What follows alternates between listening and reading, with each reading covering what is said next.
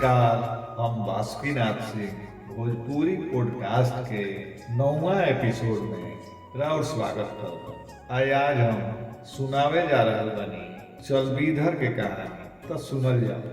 छापरा का लगे रामनगर गांव में चलबीधर रहत रहस। उ जलालपुर कॉलेज में हेड क्लर्क रहस। कॉलेज तो उनकर बीत रहित रहे, बाकी फार्म भरे में आनेहा पैसा कमा ले। एगो खटारा साइकिल रखले रहस, ओही से उ दूर दूर तक टूर कॉलेज मसरखिया ट्रेन पर साइकिल लाद लेत रहस। टिकट कटावे के तो उ हाले न जानस। साइकिल चेकिंग में पकड़ा गइला पर नावे न ले जे हमार हो। कहस जे खटारा साइकिल कीन ले जाई, लेयो जाई है तो हमरा कोनो परवाह नहीं खे। रात बिरात कहीं चल देस। चोर भी उनका के चिन्हत रहस। लागसन इनका से समाचार पूछे। एक दिन चलबीधर के हाजीपुर जाए के रहे। छपरा स्टेशन पर चल अइले। उनका एक्सप्रेस ट्रेन पकड़े के रहे। बोगी में लोग ठेलम ठेल रहे। चलबीधर के बैठे के कहो, खड़ा होके के भी जगह ना मिले।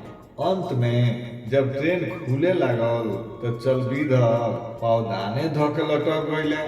दोनों हाथे गेट के दोनों हैंडल धो लेले।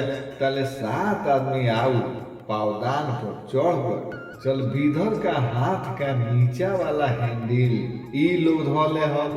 चलबीधर शर्ट के ऊपर वाला पॉकेट में 2000 रुपया रखले रहस। चलबीधर का बुझा गई कि उनका पॉकेट में कोनो हाथ लगौले बा।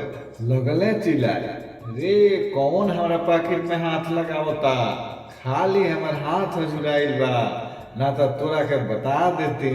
नीचे अपन पॉकेट कैसे टुवस आ ओकर हाथ पकड़स। नीचा तो उ अपना हाथ से घेरले बाड़े सन। ट्रेन तनी आउर तेज भइल तब उ पैसा निकाल के उतर गइले सन। चलबीधर फाक भइल तो पॉकेट में हाथ लगौले। उ तो पॉकेट मार के चल देले रहे सन। चलबीधर देखत रहे कि उ भागत रहे सन। अभी करस तो का करस। ट्रेन के रफ्तार तेज हो गई रहे, कूदियो नहीं खन सकत। चलबीधर से पूछाई कि चोरवा चिन्हार ना रहसन तो उ कहले, बे मर्दवा उ हमार एरिया ना पड़त रहे। इहे कह के आ रुआइने मन बना के चल देहलन अपना घर। तो इहवे यह कहानी के हम विराम देत बनी। फिर हमनी के भेंट हुई अगला एपिसोड में एगो नया कहानी के साथ। धन्यवाद।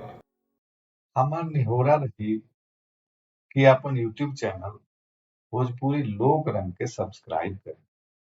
और वह निमन लागे तो लाइक करी, शेयर करी, आ हाँ बेल आइकन के भी जरूर दबा दें। धन्यवाद।